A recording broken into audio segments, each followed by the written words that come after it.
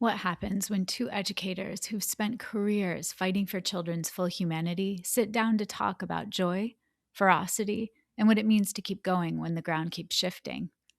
Today, I am in conversation with Cornelius and Dr. Kass Minor. Cornelius is the author of We Got This. Kass is the author of Teaching Fiercely. They are co founders of the Minor Collective. In this episode, you will learn how to reclaim your personhood, why community is what's unshakable, and how curriculum audits center the human. This is part one of a two-part conversation that I promise will leave you thinking, feeling, and maybe even marveling at the world around you. This is Schoolutions, the podcast that extends education beyond the classroom.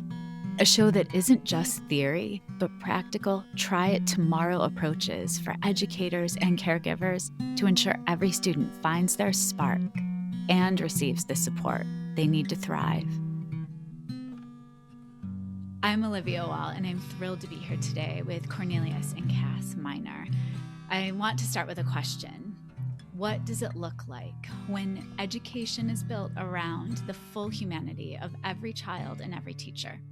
Cornelius and Dr. Kass Minor have spent years answering this question on the ground in classrooms and communities across 3 continents. Kass is the author of Teaching Fiercely. Cornelius is the author of We Got This. I have both of your books right here. They are gorgeous and I love them and I use them all the time. You can see all the Post-its. Together, they are the co-founders of the Minor Collective, a community-based consultancy established in 2018 to make sure that school is a place where students are centered. This is a 2-part conversation about hope, humanity, and what it feels like to joyfully sustain teaching even in times like now. Kass and Cornelius, welcome, welcome, welcome. I'm so happy to be in conversation with you. We are so happy to be here. Thanks for having us. Liv, it's such an extreme honor to be with you. Well, let's jump right in. I usually start with a piece of research or a researcher that is inspiring you right now. And so, Kass, can you start for us? Oh, absolutely. I have really been revisiting Maxine Greene's work on aesthetic education. I think that there's a lot to be said for appreciating what's beautiful surrounding just the teaching and learning process. And she is somebody who I've really been diving into over these past few months. Awesome. Cornelius, how about you? And for me, it's twins. I can never do one. So on the one hand, it is James Baldwin. I have been really thinking about what it means to hold on to my personhood. You know, as I mature in this profession, there's so much that can erode one's personhood. And so I've been looking to James Baldwin as I seek to hold on to my own. And then I've been thinking lots about bell hooks and about how men change. You know, I am now a late career educator. I just turned 48 and I don't want to be the same guy. And so, really thinking about what it means to change. Cornelius, I also just recently turned 48 and I'm loving evolving. And one of the things that you've said for a long time is that you bring pens to sword fights, and you've been doing it since 1978. So, what is the sword fight you see that we are fighting right now? I think right now, and this is really close to the heart, so we're diving right into it. But I think right now, we've been conditioned to believe that we are cogs running some machine. You know, that there's this guilt that settles in when you don't get all the things on the checklist done, or this fear when the principal walks into the room, or this shame when a kid doesn't do as well on an assessment as you hope that they would. And I'm really just trying to see the person in all of those interactions and in all of that labor. Somehow labor has become divorced from our bodies, and labor has become this thing that belongs to institutions and to, corporate systems, from curriculum to how teachers spend their time. And so I'm really just thinking about how we take it all back and how this labor, comes from our hearts and stays there. Oh, that's beautiful. And I also, you talk about showing up with ideas, with inquiry. What does that look and feel like right now when it feels like the ground is shifting under our feet all the time? You know, I try to look to the past and to our ancestors, and I think that the ground has shifted around so many folks. for so long. So if you are indigenous or black or a woman or queer, the ground has been shifting in ways that are both like unsettling and life threatening. And so I've been thinking about what are the lessons that we learn from people who surf these shifts and who are able to not just survive but thrive. And for me, the one lesson that I keep relearning is to look to the community around me, that we are all like being shaken by these changes. But the thing that is consistently unshakable are the bonds among teachers, the bonds between communities of students and their parents, the bonds between like practitioners and their study. And so I've really been thinking about how am I in community, and though the world may shake, I often find that communities don't. Yeah. Oh, I love that. Um, I want to think a little bit too. You started the Minor Collective 8 years ago. And, Cass, with your curriculum audits, what I find really fascinating is that they reveal aspects of the education system that standard frameworks just don't. Can you illuminate that a little bit, speak to that for listeners? Sure. If you were talking about the curricular audits where I really have teachers analyze the standard and ask themselves, like, first of all, like, what am I teaching? Why am I teaching it? And what are the content, habit, and skills my students need to possess in order to, reach this objective? I think what it reveals about our work just as human beings and how we learn is that there's so much of that is not really considered when a boxed curriculum or somebody else is writing the curriculum that you are instructed to teach, right? And so, I remember, this is about a year ago. I was working with a beautiful school here in Brooklyn, and myself, Cornelius was there too, and their math department got together, and we did the curricular audit that I have in Teaching Fiercely, which asks those questions.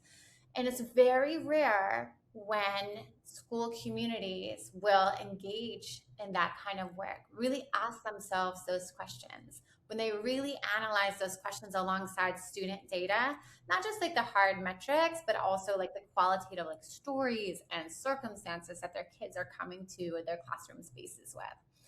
And it was both the most challenging work that I've seen teachers engage in a long time, and also teachers left that space feeling so fulfilled in how they were spending their time because they were treated, Cornelius talked about, personhood becoming divorced from, who we are as professionals.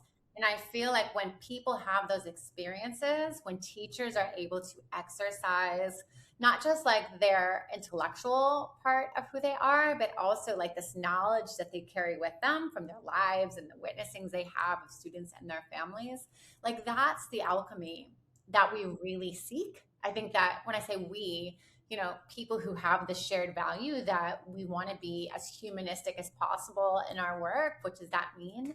I think that's the work that we covet. And I think that's the work that we can get to. But it definitely takes a lot more courage to engage in that kind of work now than it did, say 5 years ago. It does. And I would also say it really does go back to centering children.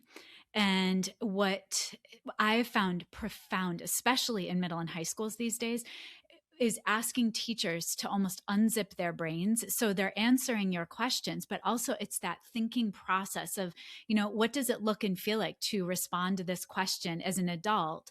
And then what would I expect kids to sound like when they're responding to this? Just that proactive think through. I've also been in classrooms where the teachers are doing the work too, that they're asking students to do. And the teachers have been able to say, well, I'm an expert in global too. It took me 30 minutes to try this. It's probably going to take you a little bit longer. And the street credit that it got, that teacher for doing the work, that is another way, I think, of showing that we value. We're not just throwing activities at kids. We are doing really important work that we value so much. We want to try it ourselves before we're asking you to embark upon. It's all together. So I really appreciate that, Cass. I would ask too, let's talk website refresh a little bit. It's beautiful. I love the branding, the colors. It's just so welcoming. And there are many, many offerings. And so, Cass, I'll follow up with you. What offerings, what philosophies did you really want to feel front and center when people go to the refreshed Minor Collective site? Yeah, thank you so much for asking that question. It certainly is a labor of love It to, is. refresh, who you are on the digital page. I think more than anything, Cornelius, and I hope that people understand that more than anything, we believe in people more than we believe in ideas, ideology, or frameworks.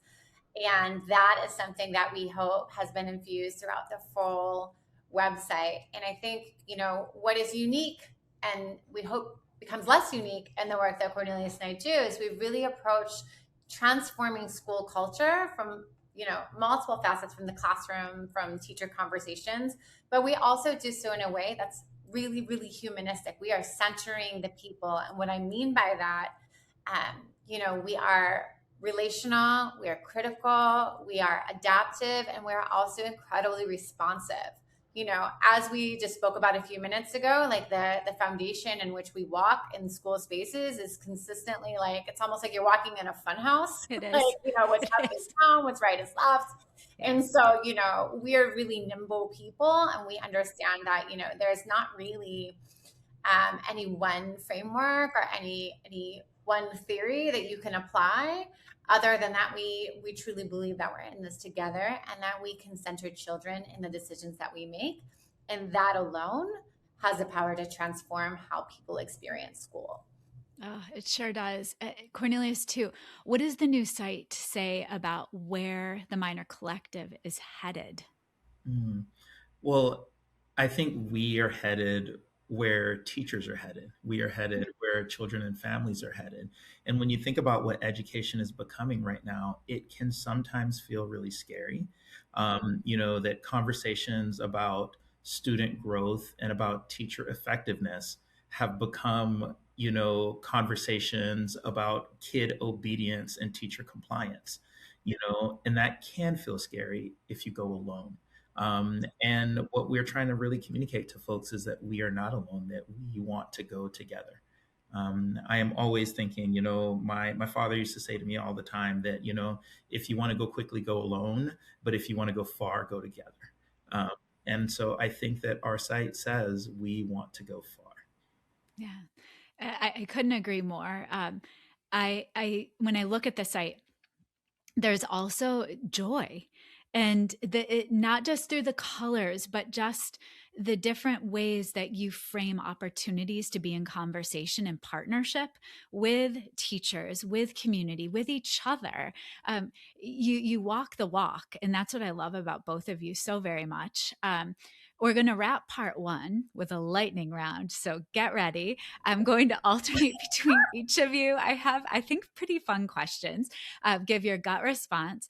Cass, what is the best book you have read recently that has nothing to do with education?